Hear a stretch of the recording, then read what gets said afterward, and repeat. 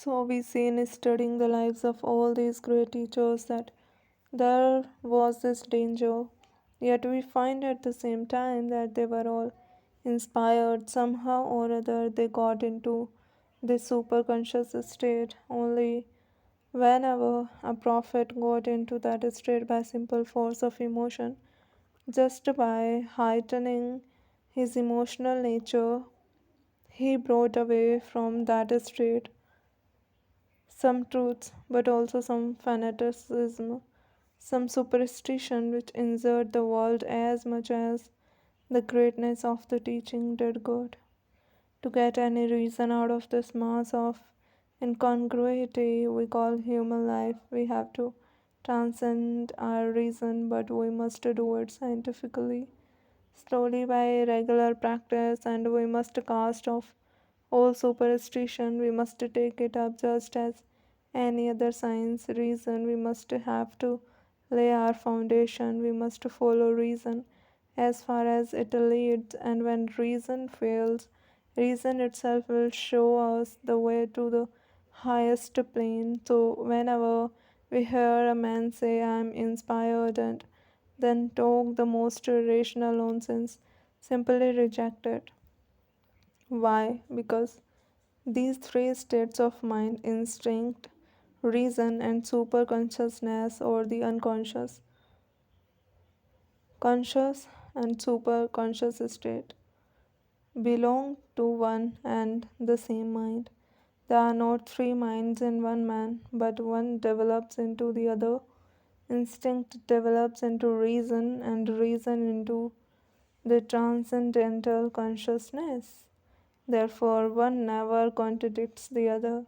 So, whenever you meet with wild statements which contradict human reason and common sense, reject them without any fear, because the real inspiration will never contradict but will fulfill. Just as you find the great prophets saying, I come not to destroy but to fulfill, so this inspiration always comes to fulfill reason and is in direct harmony with reason. And whenever it contradicts reason, you must know that it is not inspiration. All the different steps in yoga are intended to bring us scientifically to the super conscious state. So, samadhi. Furthermore, this is a most vital point to understand that inspiration is as much in every man's nature as it were in the ancient prophets. These prophets were not unique, they were just the same as you or I. They were great yogis.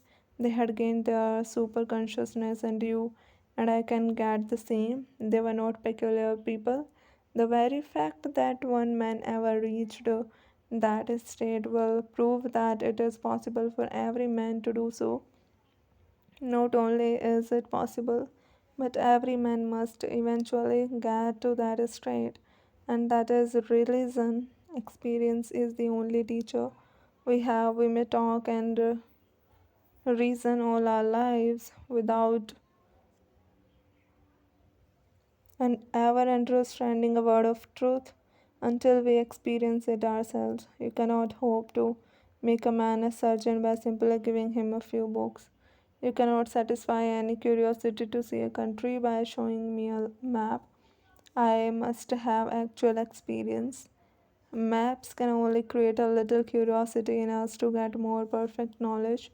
Beyond that, they have no value whatever. All clinging to books only degenerates the human mind. Was there ever a more horrible blasphemy than to say that all the knowledge of God is confined in this or that book? How dare man call God infinite, and yet try to compress him into the covers of a little book? Millions of people have been killed because they did not believe what the books say, because they would not see all the knowledge of God within the covers of a book. Of course, this killing and murdering has gone by, but the world is still tremendously bound up by a belief in books. In order to reach the superconscious state in a scientific manner, we have to pass through these various steps that I have been teaching you in Raja Yoga. After pratyahara and dharana, which I taught you in the last lecture. We come to dhyana, meditation, when the mind has been trained to remain fixed on a certain internal or external location. There comes to it the power of, as it were, flowing in an unbroken current towards that point. This state is called dhyana, and this power of dhyana has been so much intensified as to be able to reject the external part of perception and remain meditating only on the internal part. The meaning that state is called samadhi. The three, dharana, dhyana, and samadhi, together are called samyama. That is, if the mind can first concentrate upon an object. That is, if the mind can first concentrate upon an object and then is able to continue in that concentration for a length of time, and then by continued concentration to dwell only on the internal part of the perception of which the object was the effect, everything comes under the control of such a mind.